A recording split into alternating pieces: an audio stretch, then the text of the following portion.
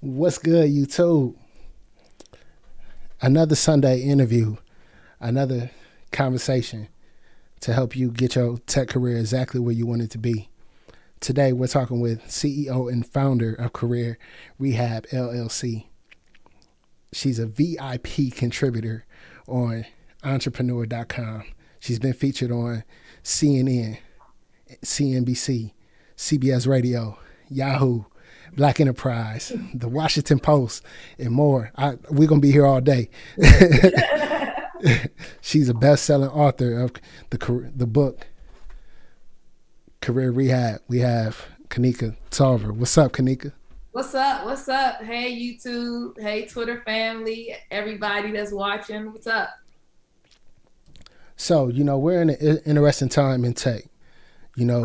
There's opportunities galore in the industry, and there's a lot of people trying to get in, but there's also a lot of confusion about how to not only enter in IT, but also how to navigate this industry.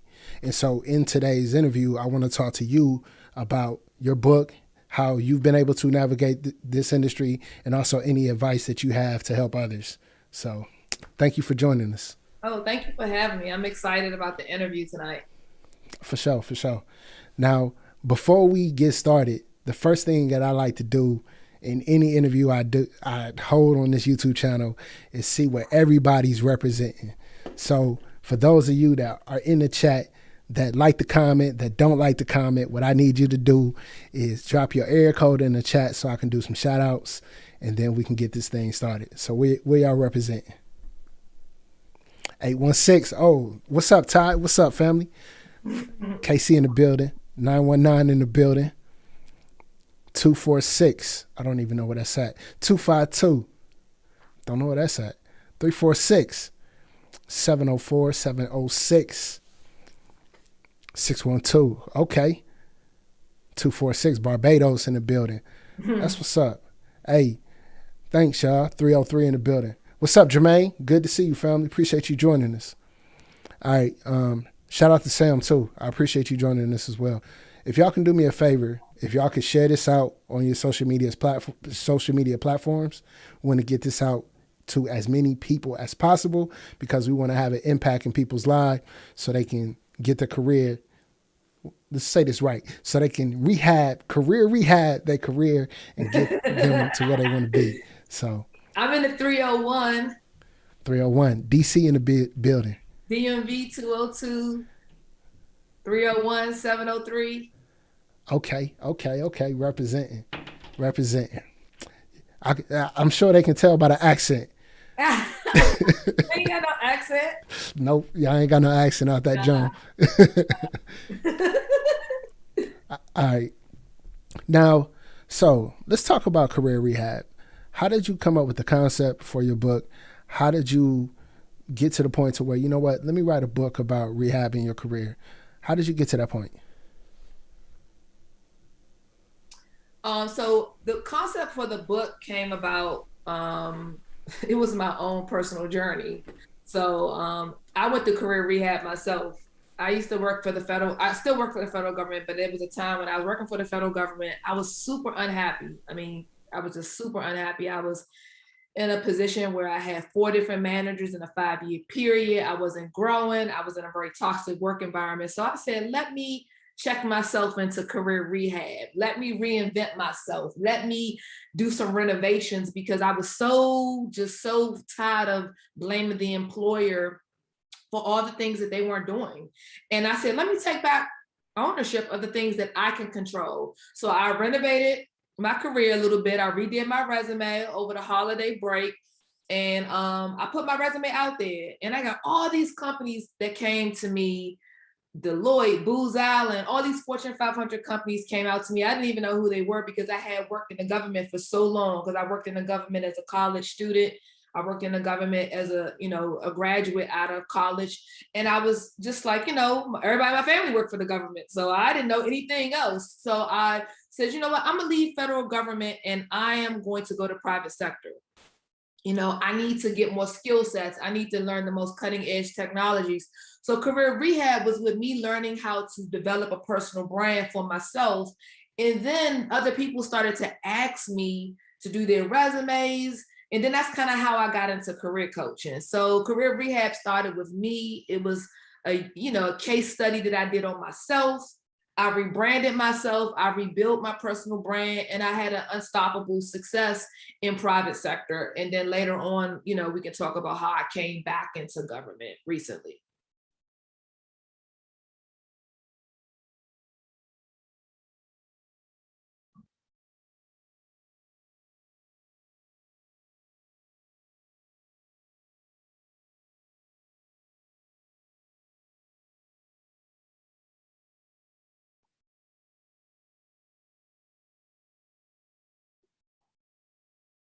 So personal branding, I think it used to be frowned upon years ago, and even something now, depending on who you talk to. But I focus in on teaching people how to shift their mindset from an employee mindset to a branding mindset. And in my book, I talk about how to be a brand and not an employee. And for me, I was an employee when I was, years ago working my good government job. Good government job. That's how we call it in the DC area. Good government job. I had an employee mindset. I was just basically doing what I was told. I wasn't going above and beyond. I was looking for the employer's guidance for every step of my career. But when I shifted my mindset to being a brand, I said, I can take back career ownership. I can develop skill sets. I can be seen as a project manager with the subject matter expertise in waterfall or Scrum or Agile or other software development lifecycle methodologies.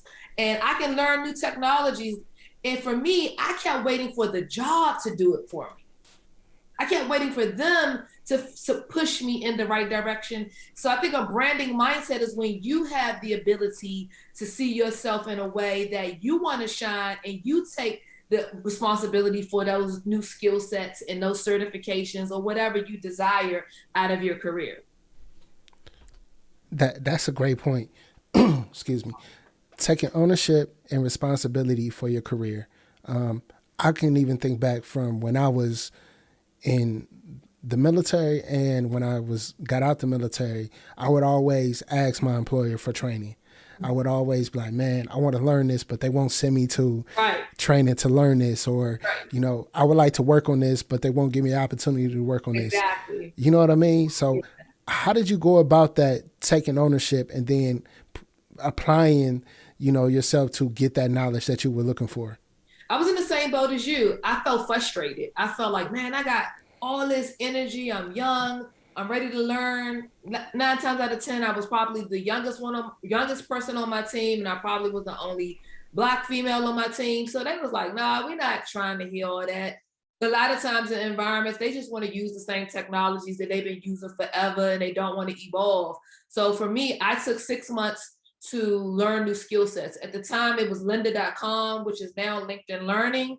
And this was back in like 2014-ish, 2015, probably like maybe 2014, 2015-ish. I said, I'm going to take maybe 6 months to learn, because at the time I was in an environment where I was using waterfall. So I said, Agile and Scrum was like the most popping thing. So I was like, at that time, I said, let me go and learn that. So what I did was I read a lot of books about personal branding first. And then number 2, I identified 3 skills that I was lacking in. Because in private sector, if I was going to make that transition, I was going to have to have a faster speed of picking up things, because I had been working in an environment that wasn't as fast paced. So I started reading personal branding books. I reinvented my personal brand, my cover letter, my resume. But then what I did is I really got focused in on reading a lot of project management books. And I also got my Scrum Master certification. And then what I also did is I started to network for my future, not my past.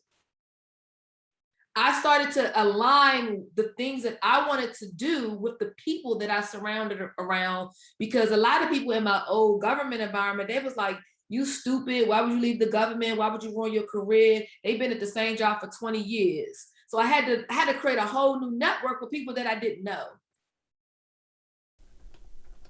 I can totally relate 1000% to being in the government and wanting more, and the people around you are comfortable in that government position. Nothing against that, but you can go to the government, get a easy job or a decent job, something you enjoy. You enjoy working with the people. You enjoy your manager. Like, it can be like the best life ever being in the government, and you can retire that way. But if you're like a really driven person and you want more, sometimes the government does not move fast enough to provide you those opportunities to get you to where you want to be. So I salute you for taking that step and that can happen in any environment. That can happen in a private sector company where you've done the same job for the last 7 years. You've done the same task for the last 5 years. I just think when you want more, you have to seek more. So what I did was I got that skill set that I didn't have. I created that network that I didn't have. And then I also worked on building a personal brand from that level of foundation. Got it. Now, I got a question here in the chat. My guy, Jermaine, shout out to you, Jermaine. And we kind of talked about this before. And so this is a perfect time to have you on and answer this question. So he's in a technical solutions role, right? His question is, how do you cross over to project management from the traditional IT field? That's a really good question. I get that question a lot. So the first thing I would say is to start asking or stepping up leading small projects. I'm just using an example. Say you are in the networking arena and you manage a upgrade from one operating system to another, or you manage installations or software patches. Start stepping up and leading those type of efforts that you already are knowledgeable about, and then start applying the project management principles to that. So I would say, one, definitely get knowledgeable about the basic understanding of project management, developing a schedule, managing a team, managing the resources, managing the timeline. Then if you want to go ahead and get the PMP or the Scrum Master certifications, you can do that. But I think sometimes we can grow right where we're planted. And we miss out on opportunities to ask our manager, hey, is there a project that I can even assist the project manager? Or is there an opportunity where I can work on a new project where I can be the lead? Even if it's medium or tiny or small, you can grow from there, and you can start putting that on your resume, showing that you've led some IT projects, because project management is universal. I don't care whether you're a project manager for cloud or for network engineers or for software developers, the principles are pretty much the same. Yeah. I agree with that 1,000%. For me, one of the things that I found, I was never really interested in project management, but I knew I picked up later in my career that one of the best ways to improve your resume and actually validate how much you're worth is to get experience and be a part of projects. Yeah. Even if you don't manage the project, own something in that project and then take off and run with it. You know what I mean? Even if you fail in that project, you still gain experience and you still grow. You know what I mean? Yeah, and I think that people are waiting for that somebody to come to them and assign that sometimes. And sometimes you got to indirectly step up without even being assigned. Say, take that little piece, your little piece. It could be your little piece, could be the design or the development or the testing or the requirements, whatever your little piece is, lead that piece to the best of your ability. And that shows you as a leader, and it shows that you understand. A lot of times people want to be project managers and they don't even know everything that a project manager does. So observe, look, see, and understand that. What resources do you have around project management, or do you know that are out there for project management? Yeah, I think it's definitely a good idea to go to Scrum Alliance. You can go to Scrum Alliance website. They are the organization that actually provides they have a lot of training vendors that offer the Scrum not tests, but they actually have the classes. That they actually have vendors all over the world that offer the Scrum Masters certification training, and then also administers the exam. They also have like product owner, and they have the advanced scrum master. They have like different levels of certifications that you can get. They have a lot of different forums and different communities of practice that you can join. I'm not PMP certified, so I'm just going to put that out there. I don't want to give you guys a lot of advice about the PMP exam because I have never taken the exam, but I definitely recommend it. I also recommend people using resources online, like the ones we already know, like the Udemy's, Udemy or whatever you want to call it, Pluralsight, LinkedIn Learning. I think the best thing you can do is connect with another project manager and shadow them. And be what I've had junior project managers have said, can I work on a project with you and just shadow you and watch you, and you can assign me whatever you don't want to do. Right. And that's the best way to get thrown in a real life project, is to just be with a project manager who's managing an enterprise level project. I manage a lot of ServiceNow projects right now. So I manage a lot of SecOps, GRC projects, Drupal projects for treasury.gov. So a lot of the projects that I have managed they've been big boys, but a junior project manager could work up under somebody like me and learn a lot. Yes. That's what's up. Now, here's a question, kind of piggybacking off of, going to your job to find those opportunities to where you can get work, right? What if those opportunities aren't there and you're not getting them? What would you recommend someone do in that situation? So if they're at a job and they're seeking new opportunities at the job and they're not getting them, right? The first thing that I would recommend them to do is to start collaborating with other organizations that, like, say you're in development, but then you got the operations team, or say you may have another team. I would start connecting with other leaders and other people from those organizations and explaining to them that you're interested.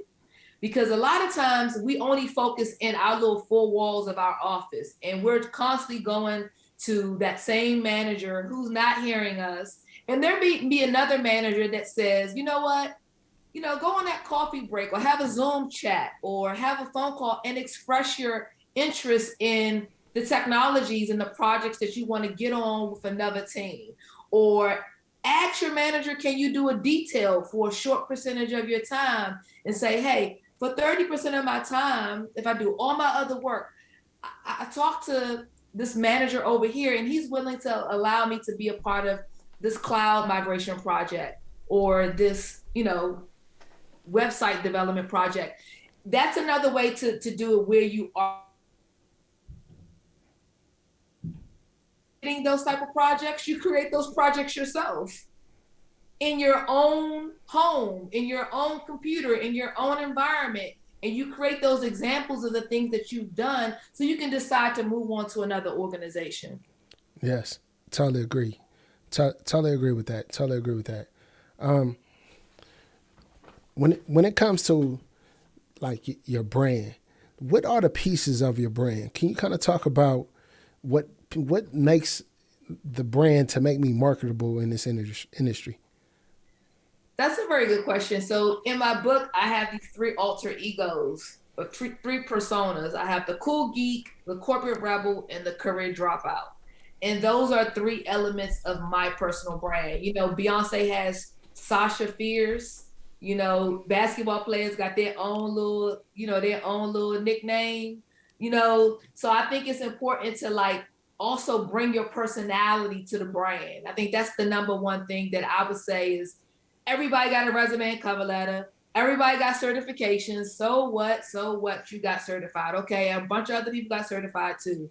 Well, what organizations want to get to know the personality and the behavior fit of who you are and see if you fit into that company culture. And a lot of times, especially us as minorities, we so focus on conforming to the organization that we don't bring our cool. I'm a cool geek. I like glass. I like different glasses. You're gonna see me with a lot of different frames. I'm gonna have sneakers. I'm gonna have, I'm gonna talk about technology a little bit, but at the end of the day, I'm still a cool individual, right? So I think a lot of times we're not bringing our true authentic self to cultivate and develop the brand because we are scared of what other people are going to think. So I think that's one of the key things. And the last thing is making sure people know exactly what you're an expert at, not being all over the place. Like, I'm a project manager, but from your YouTube channel, I can tell that you are very knowledgeable in networking. You know, right. I don't consider, and you know, a lot of different technologies. I don't know all of them, but I wouldn't say that a lot of things that I've seen on your YouTube channel is a lot about networking, network engineering, network administration, that type of stuff. That's what kind of people know you for. Am I wrong? Yeah, that's what I do. That's my background. Yep, no Right. question. Right. So what I'm saying is with that, it's kind of like you play your position in tech and Kanika plays her position in tech as a project manager. We kind of may know some of the similar technologies, but I'm not going to know as much about networking as you. Right. No, I agree 100%. Specializing is always a great thing to do. It's a dangerous thing to do. Like, it's scary. You know, you learn this thing and you become really, really good at it, and then it goes away because that happens in technology. Yeah. You know what I mean? Yeah. But yeah, at the same, but at the same time, yeah, go ahead. I'm sorry. So you hit that crossroad, and I'm kind of at that crossroad now. Is that what I'm realizing as a project manager? I have to learn to easily adapt to the change of technologies that I'm managing. And when I say this, I mean that I have managed IBM Web ServiceNow projects. I've managed Drupal projects. I have to have some level of understanding of all of those technologies because I can't successfully manage AWS if the whole time I still been doing something in a whole nother different, world. So for me, I have to now, I don't want to be a jack of all trades and a master of nothing, but I have to be able to communicate and talk to my technical team. So I do need training. So I take training on every technology that I'm managing so I can communicate with the team. Yeah. This industry is so crazy because, like, to be like 100% honest, like, I've been in IT, 20 years, something like that. 20 years? Yeah, a long time. And so, like, I did the help desk. I've done system administration. I've been like a network technician. I've done networking, and like most recently, I'm a developer advocate. So I'm focused on like coding, but it's all around network engineering. That's like my main focus. Like, I've never been afraid to pivot. You know what I mean? I kind of find what I'm interested in and I focus on that. But it took me a minute to get to this point. And it's kind of piggybacking off of something you mentioned about bringing your true self to an organization. How do, like, being black in IT, right? There's often, like, majority of my career, I've been the only black person in the office. And especially when I got the military, like, I would walk into interviews, I'm covering my tattoos, I'm shaving my beard. Like, I'm doing all of these things to not be myself, to make myself acceptable in this company. You know what I mean? What advice do you have for people that are feeling like they can't be themselves in an organization or in an interview? What advice do you have on that? Number one, this is a great question. This is a really great question, especially for our minority viewers. And it's a great question actually for anybody, honestly, because I think even white people may feel that way as well, that they don't always feel comfortable in certain organizations. But for us, because we're sometimes the only one, it can feel even more worse. But I have shifted my mindset and say, I am going to find an organization that is in alignment with Kanika's brand. So when I say that, I mean that organizations that actually encourage diversity and inclusion, actually want cool geeks there. They want some corporate rebels. They want some rock stars. So it's also about, like, I talk a lot in the book about how to date jobs. Right. How to date jobs. And same way when you was looking for your wife, there was some criteria that she was looking for. What criteria? There was some criteria I was looking for when I was looking to marry my husband. I had a checklist of things that I wanted out of a successful relationship or out of a successful marriage. When we are looking for organizations to date, we have to find organizations that align with the things that we feel like are going to make us comfortable, that's going to make us thrive. So us doing our research first before we just randomly, just blindly out there applying and going on job interviews and not knowing what we're walking into is something I had to learn the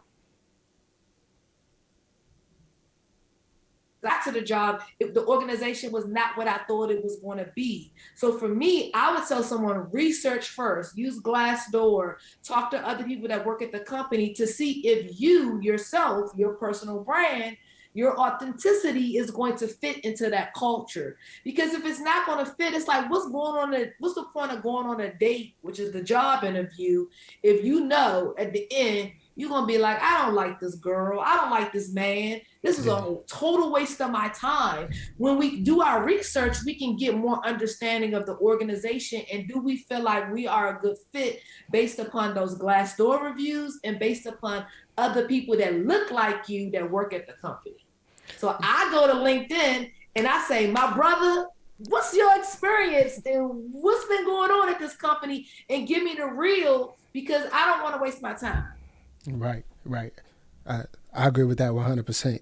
And that kind of like pivots to another conversation about leveraging social media when it comes to these jobs.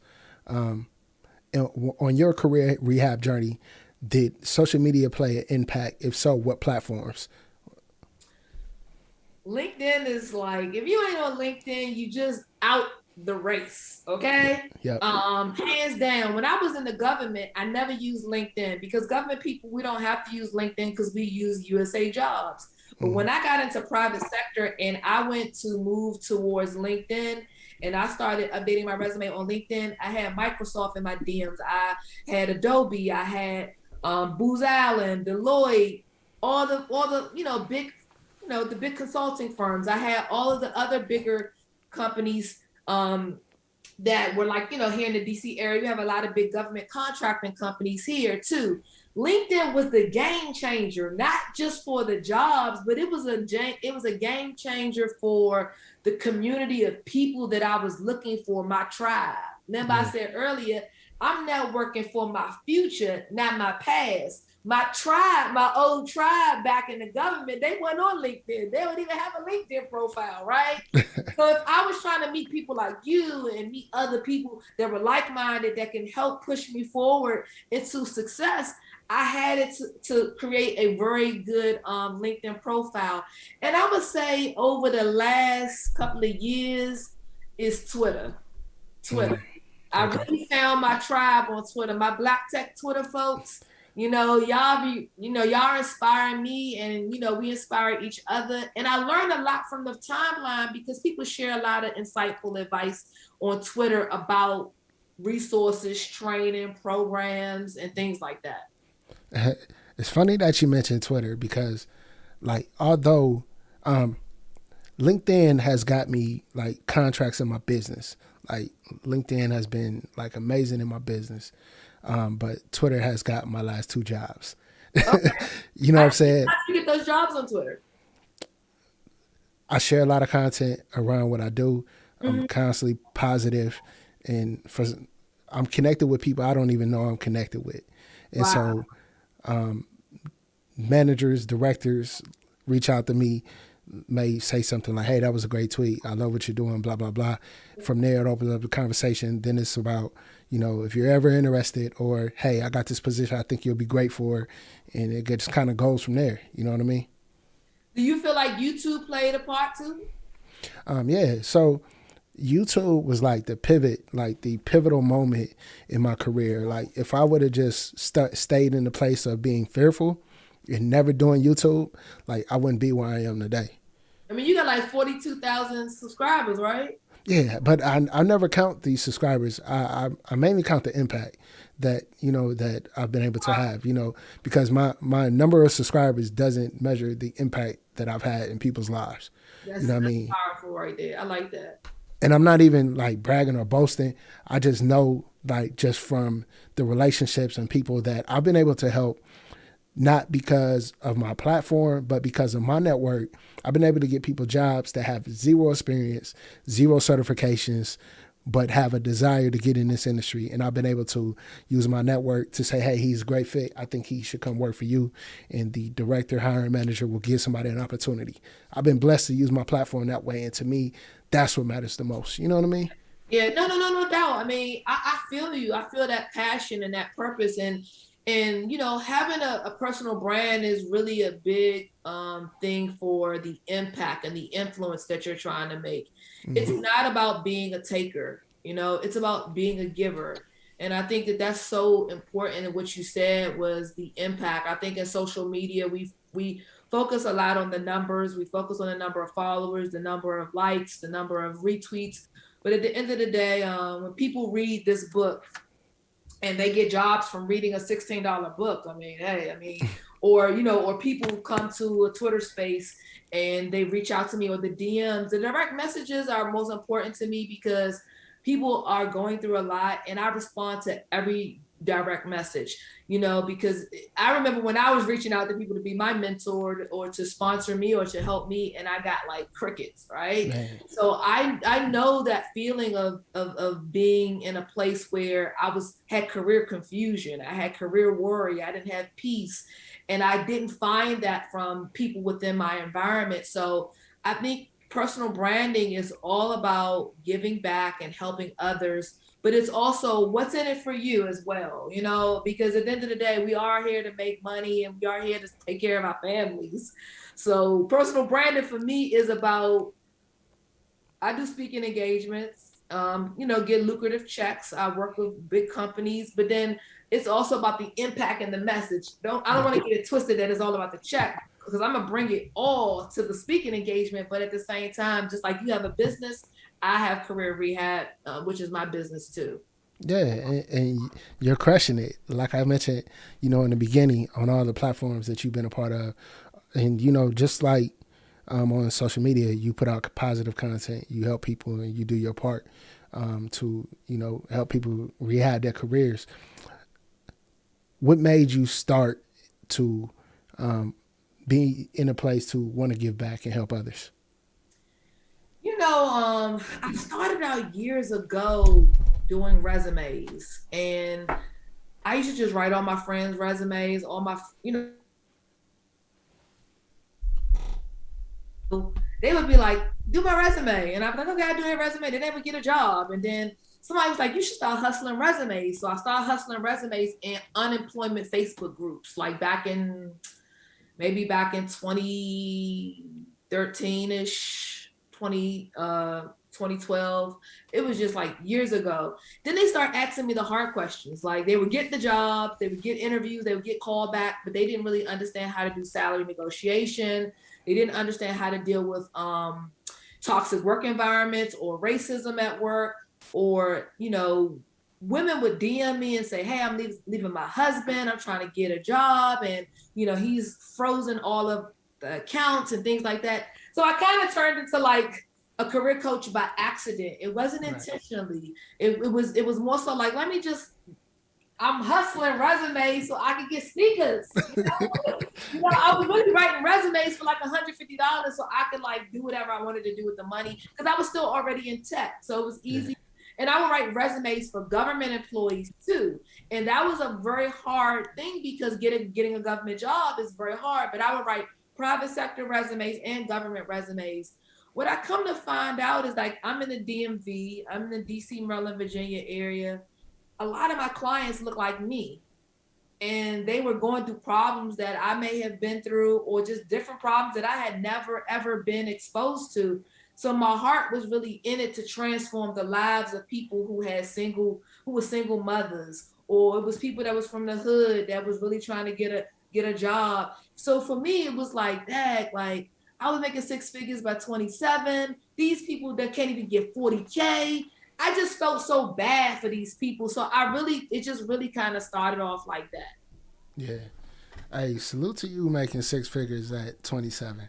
I don't think I made six figures until like 37 for real. Like what you my GS13. I got my GS13. Like, yeah, I was like 27, and then I left and went to, when I was 30, I went to go to private sector. So yeah. Yeah. Actually, I don't even remember when I started making six figures. I know I was in my 30s, but yeah, in my 20s, I did not, think about tech and take it serious. I looked at it as a job and not a career. Um, what what's your thoughts on approaching tech as a job for people that just say, yeah, I want to come to work and I want to go home and I want to get paid? Like, is that the way to approach tech? What's your thoughts on that?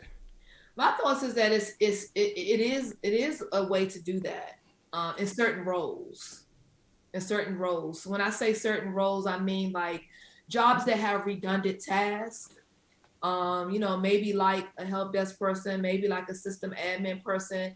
Um, I believe that those types of jobs, they take training, and then you can get skilled up fast. But sometimes a lot of people that come to me, they're like, I don't want to be in help desk forever. And I look at that, and I'm not saying anybody in help desk doesn't have a career. Some people just say, I don't want a help desk job anymore. I want a career that's going to take me further along in doing something that is going to be more lucrative, going to be more fast paced, going to be more growing. But then there's opportunities on the other side of tech where you got to stay up to speed with coding. Like, coding is something that there's different versions of code that come out every so often. There's so many different cloud providers to learn right now. I feel like those are careers because there's so many streets and lanes to go down when you think about DevOps and security and machine learning, and AWS has different specialty certifications that you can go down with big data. So I feel like within the cloud arena, I'm just using that as an example, right, or within project management, I feel like that's more of a career. But if you do want a job where you can go home every day and you don't have to worry about the stress, I think there's a lot of opportunities in tech like that too. And there's nothing wrong with that, because one thing I do want to touch on is work-life balance. It's all about what you want out of your life, and no one can tell you what you want but you. So yeah, I think, and I see this a lot on Twitter. People approach tech like it's a grind, and you have to be a part of the grind. You have to be learning. You have to be focused on the latest certification. You can't just enjoy your company. Like, you have to be growing. You have to move on. What are you doing? You've been there 3 years. You've been there too long. Like, why are you in the same position? Like, tech just seems to be that type of job, or career. I think that's a very good point, because even when I talk about dating jobs, I tell people that you can date the job as long as you want to date the job. I'm not telling you, when I say date jobs on tech, people think that the job is friends with benefits. It's all about what are you getting out of that career relationship. If that career relationship is serving you and you good, and you feel good about every day going to work, you feel like you got the support of your manager, it's an inclusive environment, you feel like you've grown with your skill sets, you feel like you got work-life balance. If whatever is on your checklist, remember, you're getting out of that relationship, stay there for 5 years, stay there for 3 years, stay there for whatever, because some people got children, some people single, and I don't want anyone that's watching us to think that you have to do what everybody's talking about on Twitter. Right. No, like, this is what your life should be about. I think it's one of those situations where people are making six-figure look too easy. And it really is easy in some ways, depending on what path you choose. But to stay afloat, you still got to learn some things new sometimes. Man, I think that's a great point, because people really do make six figures seem like it's easy to do. And in some spaces, it is easier than others.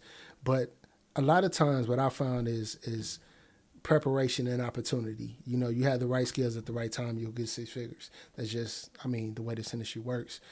But your network is important as well. Like, you know what I mean? And I think that was one piece that I didn't focus on for years in my career, was building my network. Like, yeah, I was known for the company I work for, but nobody else knew me.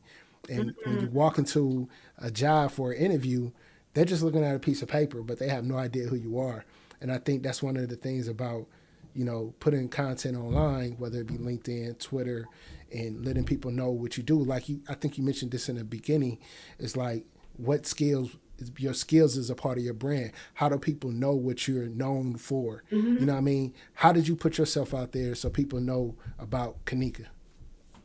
As far as my skill set within tech, Right. So when you walk into an interview, it kind of speaks for you. Were you able to do that?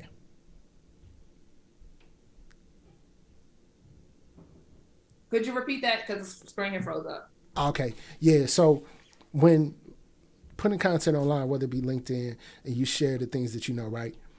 When you walk into an interview, how do people know who Kanika is before you walk in there? What are some ways that you can have your brand speak for you while you sleep? Oh, that's a good question. So, a lot of the things that I did online for people to see me, as far as an expert in the project management arena and within the agile and scrum arena, is that I would sometimes blog on LinkedIn posts back years ago when it was like it still is popular to blog on there. I don't do it as much anymore. I would blog a lot on LinkedIn posts about my experiences, my career experiences as a project manager. I would also post my um, whenever I would get a certificate. So whenever I would get a certificate, I would post my Scrum Master certifications. I would post the renewal of my Scrum Master certification. And then when I also took project management classes, like, you know, in government, we have a separate training vendor that we use just for project management for government. I would post those things. I would also do presentations at conferences. So I would do project management type content at conferences. I've spoken at VMware. I've spoken at government conferences. I've Mm. spoken, at Anita B. Org. I've spoken at a lot of different, like, Fortune 500 companies about my experience in tech. And I think that there are a lot of people that want to transition into project management, and that content also gets the recruiters, all feeling warm and fuzzy inside, and it gets hiring managers saying, dang, she's coming to the situation with more than just a resume and cover letter. I saw her post. Or what I would do is I would also share the URLs of the things that me and my companies built. So for instance, I used to work for a tech company where we redid all the embassy websites and work using WordPress. And what I did was I sent them the URLs since they're public facing. Right. I send the URLs of my portfolio of that. I've managed projects at this client site, and this is all the public facing websites at the Department of Navy, at the Department of State, at the Department of Treasury, at the Department of Transportation. So they could see that I successfully had managed website migration projects, and this was the end product, right? Because people sometimes you can tell the story of what you do, but if they're able to navigate your product, it makes them feel more confident in your ability to deploy a successful product to production. So those are just a few things that I did to get hiring managers and recruiters to see what I worked on and what I did. Nice, nice, nice. One of the pieces in your book was about identifying the right career path for yourself. How do professionals, let's say you're new to IT, how do they go about identifying the perfect career path for who they are? I get this question like every week on Twitter. I know you probably do too. It's exhausting. It's one of those questions where I feel like tried to answer it 1,000 times, and maybe I have interviews, but I feel like us tech influencers that are trying to push the culture forward, it's probably one of the number one questions, honestly, on Twitter. And for those that are, I feel like people are not becoming a student of tech enough. Mm. And when I say that, and people may think that I'm being harsh or I'm being rude, but that's like you say you want to buy a new car. what you're going to do is you're going to say, I'm going to go look at the Camry, I'm going to look at the Accord, I'm going to go look at the Lexus, I'm going to go look at the lower end cars. People go look at reviews. You know, you read the reviews on different vehicles. People are not going out there on Google and saying what type of tech careers exist and what resonates with them. Right. They're just asking me to make a decision for them, and I can't make that decision for what path to choose. What I can say is to lean into the things that you already know in your current position and figure out if there's anything transferable. Right. And maybe that can be an easy pivot. So say you, on a day-to-day basis, you do audits, or you basically do, you could do, maybe get into cybersecurity, or maybe you on a day-to-day basis, you manage database systems or data spreadsheets. Then maybe you can go into, data analytics or data science.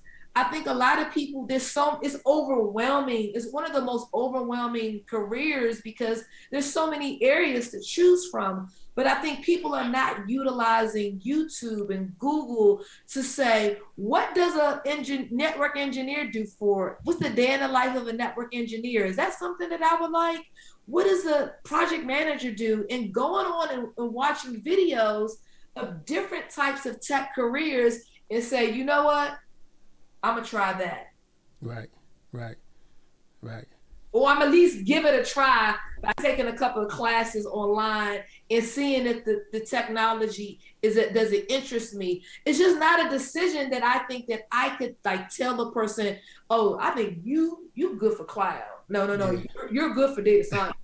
I don't know if that is like, there needs to be like a Myers-Briggs test for tech people to identify which lane they should go down. I don't know. What do you think? So the way I handle this is no two job titles are alike, right?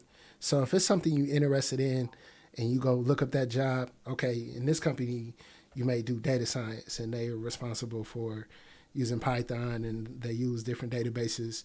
But you look at another company and it's totally different. You may do data science, but you also do some marketing or something. Like, who knows? You know what I mean? Like, depending on what company you go to, you kind of are doing something different. Right. And so whenever I work with somebody, the way I approach it is this. I'm like, okay, what you interested in? Let's say they say network engineer. I'm like, okay, so do me a favor. Go on LinkedIn. I'll give them a list of job titles. You want to be a network engineer? Well, there's network technician, there's network engineer, there's network analyst. And I'll give them a whole list of job titles that fall under network engineer, right? And then I'll have them go look up 25 jobs of those job titles. And so once they do that, now at this point, we're reviewing and walking through each of those jobs so they have an idea of what they'll be doing, because even though it says network engineer, you may be working on servers. You may be working in the cloud. Right. You know what I mean? And so just kind of mentoring them to say, okay, here's what the industry really is like. And you can't go always off this position because it says help desk, because it may be some of the best experience of your life to set you up for where you want to be. Right. You know what I mean? You have to kind of have a mentor to kind of guide you to say, you know what, that's a great opportunity. And don't look at the title. Don't look at the pay. Just walk in there for 6 months and you're going to be in the best position 3 years from now just because you took that 6-month job making less than what you are now. You know what I mean? And I think that that's a good approach, because when I'm coaching people, I tell them that there's an umbrella of job titles that's up under that umbrella. So if you, even in project management, we may call a project manager a project coordinator, a project analyst. We may even call it a scrum master. But at the same time, maybe you just don't know that and you have to decide. But I think even deciding that help desk or networking is what they want to do, it's still something they still need to be emotionally connected to, because what I want to do is I don't want to discourage anyone from thinking that they could pick a field and it's not a good fit and it can go somewhere else. They can say, I tried networking. I don't want to do that. I want to be a developer. Or I tried being a developer and I decided that's not what I want to do. It's not a one-size-fits-all decision. You can actually pick a field in tech and one day wake up and say, you know what? I don't want to be a C++ developer no more. or I don't want to be a Java developer no more. I want to go into project management. That is perfectly fine. I think people are scared to pick the wrong path. Right. Because they don't know what they don't know. They're blindly doing it. But I think your approach is spot on, because all companies call different things the same thing 5-10 different things. Yeah. And I mean, if you don't know, you don't know. But the power is learning how to Google, and learning what questions to really put in Google to find the answer that you want, because that is like a real skill, especially like if you're new to IT, is learning how to Google. And so that's one of the things that I challenge people, is to find answers in the research, because you're not always going to be taught but in a video or a book or some course on how to solve a problem. You're going to have to learn how to research to solve whatever problems, because the truth be told, we are paid for solutions. We're paid to solve problems in IT. I Google all the time, the time. Like when I'm managing a project and there's a certain plugin, ServiceNow plugin that we plan on using. There's a certain integration with Splunk and ServiceNow, or there's a certain piece of third-party software or an API that we have to use. If I have never heard of it, or MuleSoft, or just different technologies that are interconnected with the ServiceNow product that I'm building. What I love about Google, and even about the technology, the vendors, AWS and ServiceNow and a lot of all of them, all of their documentation is online. Mm-hmm. So if you don't understand something about Cisco or Windows or AWS or Google Cloud, they have provided all of their documentation online that you can just Google that certain piece to the puzzle that you may be missing in your project. And I think people have to, I want to say this, people don't, at a point in your career, there's going to be a point in your career that people don't want to hold your hand. Yeah. Now, I'm not talking about the 0 to 1 year experience people. I'm talking about when you go to interview and you telling them you got 10 years of experience, and every day you showed up at my desk asking me how to do X, Y, and Z. And you're right. I think we got to go fishing more. You know what? That opens up a whole new conversation, because some people that I know that are mentors, I've worked in organizations to where, like, the senior leadership, like, you couldn't just come to them with a question that you haven't already researched. You had to come to say, hey, I got this problem and I've tried this and this, but I was wondering if my approach is incorrect or correct, and if you could kind of give me some ideas on some other things that I could try. Like, you really got to know how to research and communicate to say, you know what, I'm not just here for you to give me the answers. I know how to find my own answers, but I'm stuck. So I need you to help me get unstuck. You know what I mean? And I think that it's a way that you said the part was communication. The part that is key is that I get a lot of DMs, and I get a lot of people asking me questions about things, and I can tell they haven't looked up anything, because the people that ask me questions in the DMs, they'll be like, based upon my research, I know that this is the difference between the Scrum Master and a product owner. Which one you think that is a better fit? But they're giving me some background of telling me the difference between a product owner and a Scrum Master, and they're asking me, where should they start? Instead of them just saying, some people just say, what cert should I take to be a project manager? You can Google that. You don't have to ask me that in the DMs, you know what I mean? But I think it's important to know that people want you to analyze the problem, come up with your whole hypothesis of what you think could be the potential problem and the potential solution, and to figure out if the way that you're going about getting the results or the answer is right. Like, what is the implementation process? And if people don't really have, and it's probably hard, because I want to talk about mindset shift. If you're coming from a different industry, you may not think like that today. You may never have been challenged to go if you work at Target, or if you work at McDonald's, or if you are a security guard, or you're a blue collar worker, you may have never been challenged for someone to tell you to go and do that analysis. So how do people shift? I think you have to change the way you learn too. What do you think? Yeah, you do have to, like, it's an entire different mindset when it comes to IT, and not just IT, but within IT, there's jobs that have different mindsets. Right. Because as an engineer, I think like an engineer, but as a software developer, they think as software developers. You know what I mean? And then as a project manager, you have not only the big picture, but the details of a project that needs to get done. You're not just reacting like somebody that's an engineer that's reacting in operations. You know what I mean? So each time you go to a different area of IT, you gotta first, like Tam mentioned, shout out to Tam, like you gotta learn the lingo, learn how they communicate in that space.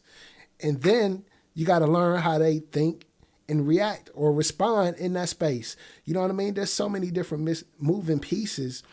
And sometimes asking Kanika how to do this or what is it like in this job, she can tell you, but for you to really learn how to do it, you got to have the experience. You got to experience this for yourself to be able to pick it up how it's done. Because if she's never worked in your company, in your environment, then she really can't give you the full experience of what your experience in this industry will be like.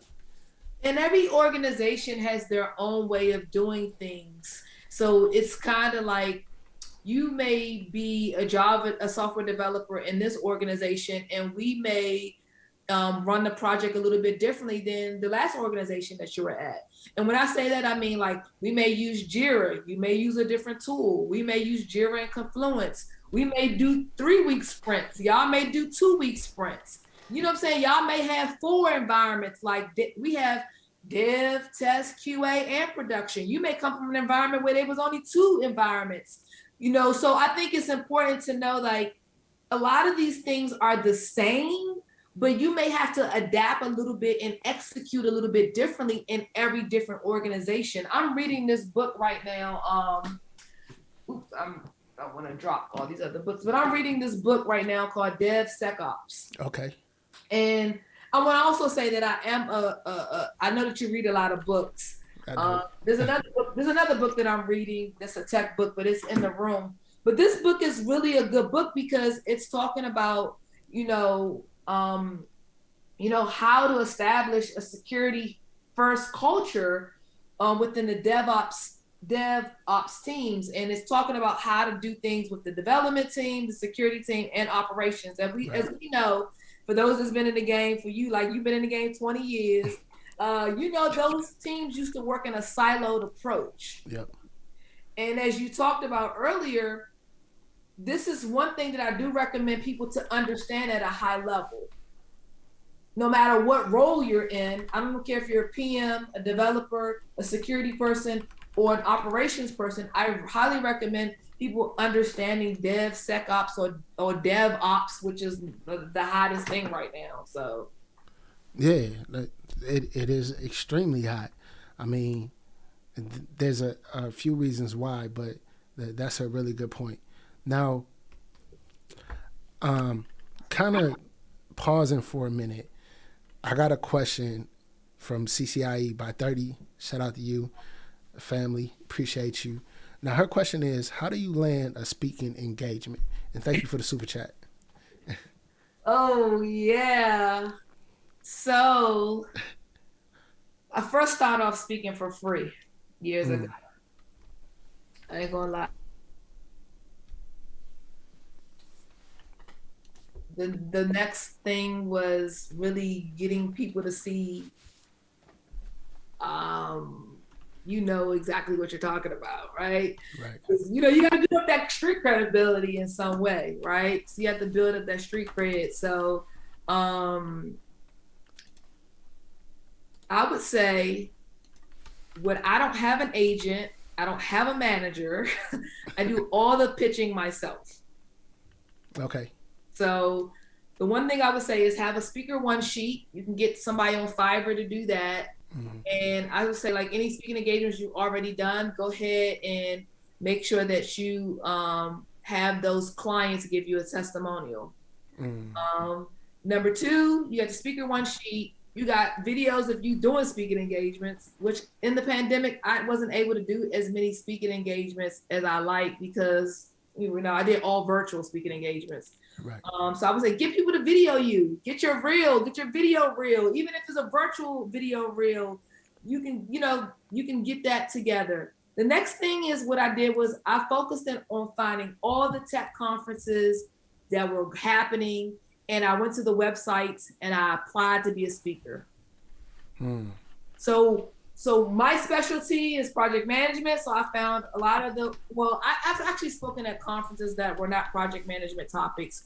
They were like around personal branding and tech. So Google tech conferences in 2022. Okay. And then align your specialty with the conference that you desire to speak at. So if you're in networking, then you need to be going to Microsoft, you need to be going to like VMware. You need to be aligning your specialty with the conferences and the products that you specialize in. If you specialize in AWS, you need to be applying to be a speaker. You can go to their conference page. You can go and apply to be a speaker. And then from there, you can start building up your street credibility by saying that you spoke at those conferences. And then you can work with the coordinators to see if they have a speaking budget. And then from there, you start asking for your fee. But this is years and years of, I pitch myself. I created an email pitch. I find that email or that contact information on that conference page.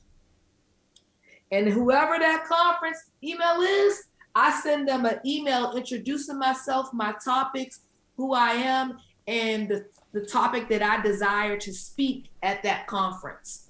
And then from there, they'll hit you back. Yeah. But it takes a little bit of grunt work. I ain't gonna lie. Like I got a whole database, a spreadsheet of all the conferences that happen every year. Afrotech, Southwest, just all of them. Southwest by Southwest is that I never spoke at that one. So I never spoke at Afrotech either, but I'm just naming some of the ones that people can try to. Yeah. There's a thing called like call for papers. And so let's say a talk is in March. Well, they may have a call for papers in November. Yeah. So don't look at the date of the conference because they're going to line up the speakers way before that. Yeah. And so when that call for papers come, you just need, like you mentioned, a one pager, and it doesn't even have to be multiple paragraphs, just a nice blurb of what your talk is about, what you're going to cover. And if it's interesting enough, they'll select you. And if you got a social media presence and they already know about you, building those relationships, people, once you get to a point you do enough talks, you put enough content out there, they'll start coming to you. You know what I mean? Yeah, consistently building content around the things that you talk about is how I get majority of my speaking engagements. Now, I don't pitch as much. They pitch to me. But because I've been really consistent at pushing content out there. So I would say first, get your content. Content is king. Yeah. Content is king, as you know. People want to know that you're known for something. But at first, just connect with everybody that's already speaking at them conferences. If you see me speaking at a conference and you be like, hey, Kanika, are they paying or are they looking for speakers? Hit that person up too. Sometimes the speakers will bring in other speakers. Real talk. Hey, your network is your net worth. Ain't that what they say? You know what I'm saying? So that's a good point. This has been a really, really, really good talk. Like, there's so much we didn't talk about in this conversation. We're going to have to do this again. Real talk. I talk too much. I know. No, that's all love. I appreciate you coming on, sharing your knowledge, sharing your experience. But before we go, what's up? What is those? She's a sneakerhead. I heard there was a sneaker battle on. Oh, yeah. Let me see. I got a couple J's next to me. What you got? Let me see. Ooh, hold on. You got the threes. You got some threes. Let me pull out some threes. These is dead stock. I ain't never even wore these yet. Hold up. Oh yeah. I love the black ones. Those are my favorite. I can't find them. Oh yeah. I've had these, when did these come out? 2016? Something like that. What else I got? I got some Nike Max ones. Hold up. Let me pull out something. This is what I got on my foot. I love sixes. So these is the black cats. The six are my favorite. I'm looking for the black and red ones. Yeah. Sneakerheads. Look, you know what's dope about this though? Like in real talk, I love those. Like OG ones is my favorite Jordans. And the most comfortable Jordan. I love those. Those are dope. You know what's really, really dope about this whole like moment is like we're in tech, and this is something that people don't normally see. Like people being themselves, wearing like kicks, being sneakerheads, talking about the things that they enjoy, being black for one, you know what I mean, and doing this in a tech space. Like that's something that 20 years ago when I was in tech, that don't happen. To a black man and a black woman in the same space talking tech, I don't think that ever happened to me 20 years ago. You know what I mean? So yeah. Thank you for this. I appreciate it, and I appreciate everything that you do, and keep making impact. That's what we're going to do together. Me and you.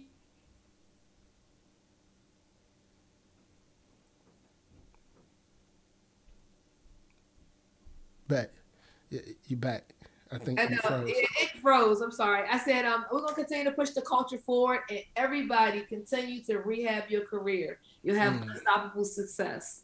For sure. All right. Hey, you mind if we take a couple questions before we go? Let's do it. All right. If you got questions, drop them in the chat. I'm going to grab a couple before we're out of here. So drop them in the chat. I'm going to see if there's something that's already there. And let me see.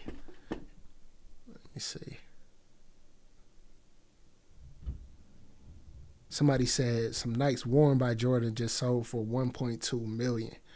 Woo, that's crazy. Wow. Somebody said they actually sold for $1.4 million. That's wild. All right. Let me see. I put that book that you mentioned in the chat as well. So, and you heard of that book before? I never heard of that book. That was my first time hearing that book. And actually, let me say this before I get to this question. All of Kanika's contact information is in the description of this video. So make sure you go follow her on Twitter, YouTube, her blog, and also check out her book. All of that is in the description of this video. Show her some support, show her some loves, even if it's just to say thank you. Thank you. I appreciate that. All right, so here's a question from Bernard. He says, will any of you look at a resume for someone seeking their first tech job? You got a resume service still? I do not write resume. I don't do resume writing anymore, but I will provide feedback. They can email me their resume. They can go directly to Kanika Tolver. .com, and they can go ahead and send me an email.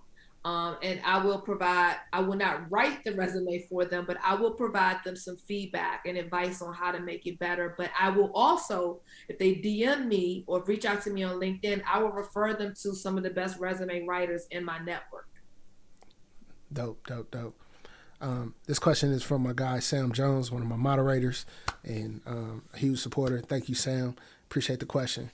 All right. This question says, what's a good way of documenting and presenting your accomplishments outside of a standard resume, in your opinion? Good question. Documenting your accomplishments outside of your resume, I think it's also good to document your accomplishments through an online portfolio, through a GitHub, maybe a code repository, documenting your accomplishments through having all of your certificates and all the things that you've accomplished as far as certifications on your LinkedIn profile. Also making sure that you have all your badges when you get certified, having those called out as well, having all your skills. A lot of people are not building out their LinkedIn profile with all the skills that they know. That's an accomplishment. I think there's close to 50 skills you can put on your LinkedIn profile. Yeah. You can put all your degrees on. People need to make sure their LinkedIn profile shows the full movie, Yeah. We're not talking about season one. We need all 3 seasons, right? Because sometimes people are not keeping that up to date, and they're winning, right? They're winning, they're accomplishing things, but their LinkedIn profile is looking a little skimp. So it's important to make sure that you're doing that. And another way to call out your accomplishments is through creating content, creating online content. Yeah, that I love that. To kind of piggyback off the skills on LinkedIn, I think like if you specialize in networking, you specialize in Python, and with those skills, you should take the test and pass those skills on LinkedIn. Have you taken any of those? Have you seen that? Assessment tests. Yeah. The assessment tests are really good. I have taken those, and they will automatically add to your LinkedIn profile, which is very beneficial. And what I love about LinkedIn is that it will, when you apply to a job, it will let you know if your skills align with the vacancy announcement. Right. It'll let you know, oh, you have 6 out of the 10 skills required, or you have 4 out of the, so that'll kind of let you know where you stand with being qualified and if your accomplishments align with that vacancy announcement. So it's very important for us, if we are, we need, that's our brag sheet, right? You know, an athlete has his stats, right? What's your stats? You know, if you're trying to win a championship for your career, you ain't got just 2019 stats. You need to have 2020, 2021, so everybody can see that you are a champion. True story. Two things though about LinkedIn. The first thing, one of the things I notice about people that contact me and use LinkedIn, I think, and maybe it's a pet peeve of mine, but I want to hear your thoughts. The LinkedIn URL. Please change your LinkedIn URL to your name, remove the numbers, and have that professional. What's your thoughts on that? I 100% agree. What he said. Yep. Yeah. It's the subdomain of your brand, right? If Kanika Tolver is the main domain and everything's linked to it, Twitter's Kanika Tolver, LinkedIn's Kanika Tolver, Instagram's Kanika Tolver, YouTube's Kanika Tolver. I'm using the platform to leverage Kanika Tolver, not 123 or ABC or whatever they give you those. I'm leveraging the tool to showcase my name in the URL. So if you go to kanikatolver.com, you click on the LinkedIn icon, it's going to go to linkedin.com/Kanika Tolver. Yeah. And the second thing, I was listening to a Twitter space and Danny Thompson had it on, and he mentioned something and I never even thought of because I've never done it. But he said, put your LinkedIn, once you change your URL to something that's professional, put that LinkedIn link on your resume. Me too. I have. You do that as well? So I recommend that you so at the top where it says Kanika Tolver, and it says so I have Kanika Tolver, I have my city and state, I don't have my full street address, and then I have my contact number and email address. Up under it I have LinkedIn, and it's a hyperlink.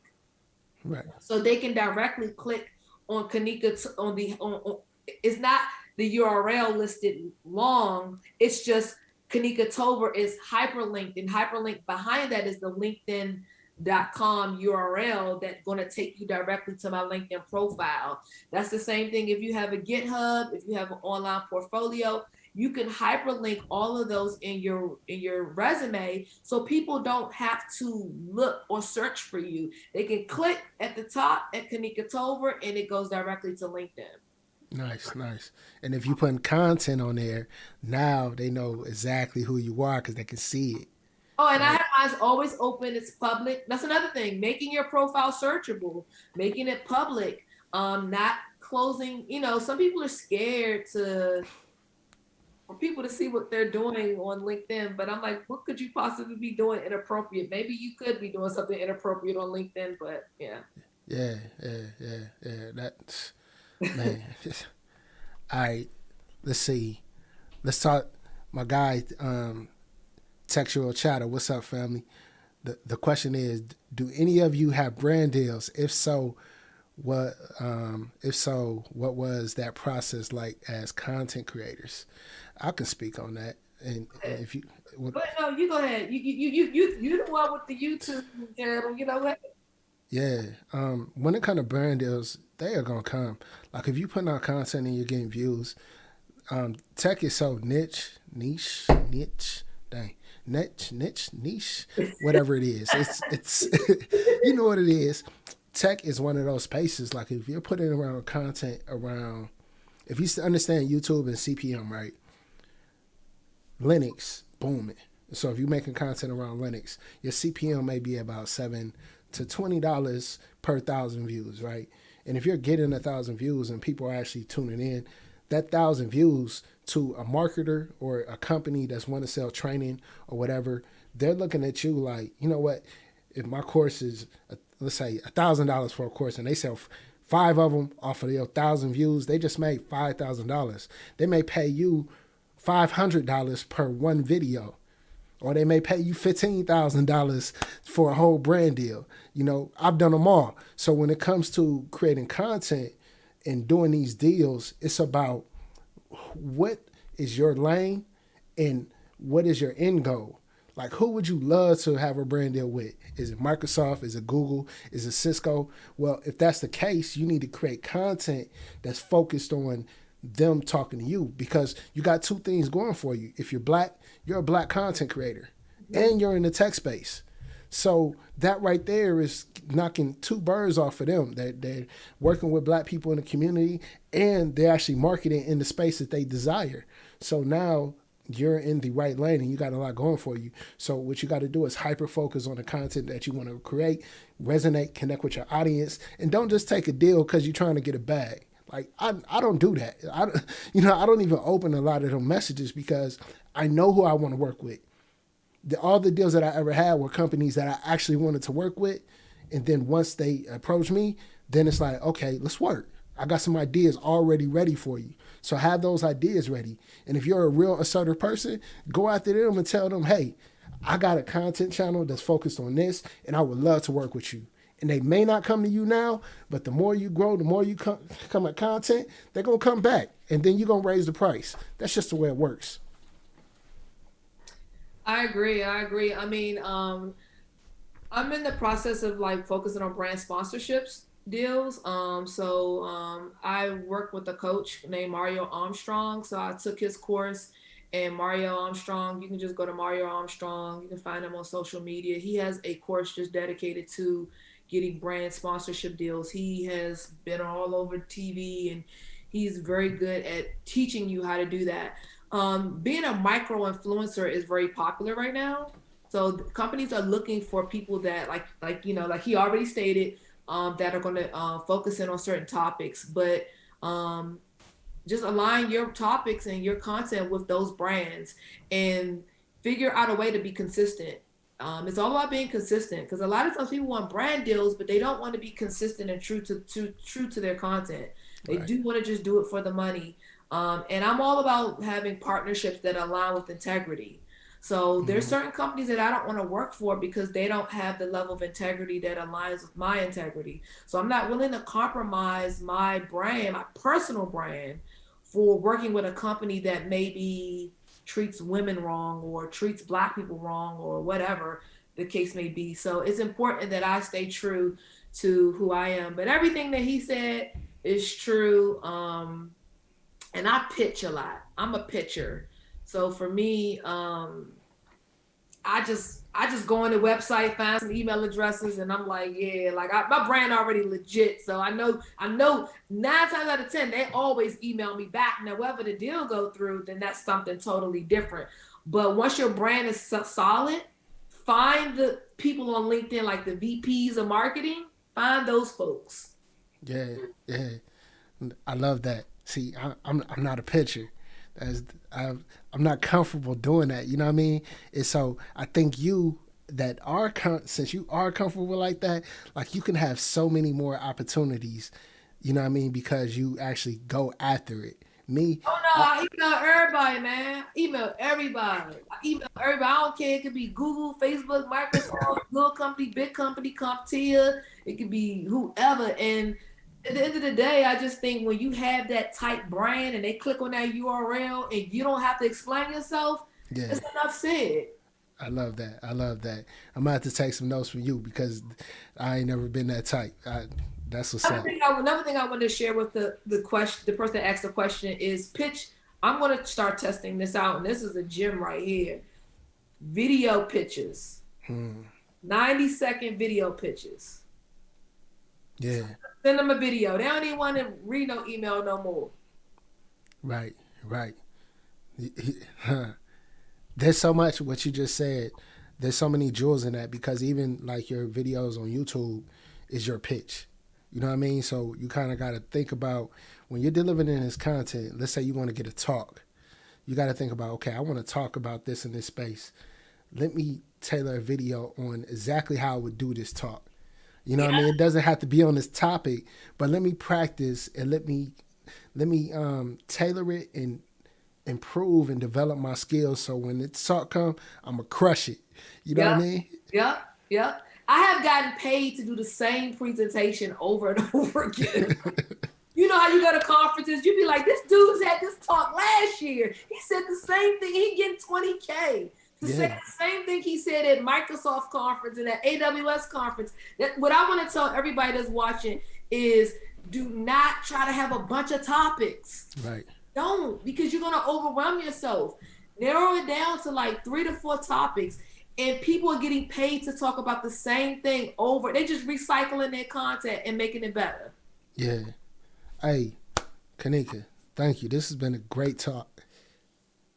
Do you mind taking us out today and letting everybody know how to contact you, give them some words of encouragement and all of that good stuff? Yeah, so I've had an extremely awesome time this evening, and I hope that you guys can turn your anxiety into accomplishments, whatever that may be. If you are anxious about getting into tech, anxious about pivoting, anxious about getting a new job, turn your anxiety into accomplishments by focusing on all the things that we discussed today. Get your skills up, get your network up, and you can do this, so you can reverse your stress into success, and you can dominate depression. I'm a huge person of supporting healthy mindset. If you have a healthy mindset, you can have a healthy career. So this amazing book at Amazon, all major book retailers. And if you are interested in following me on social media, I'm on all social media platforms at Kanika Tolver. Twitter is my favorite, but you can follow me on Facebook, LinkedIn, IG, YouTube at Kanika Tolver. And I hope we can do this again. We can talk about something else next time. So please reach out to me, guys. I am here to support you in any way that I can. Thank you. Peace out. Thanks everybody for viewing. Catch you on the next one.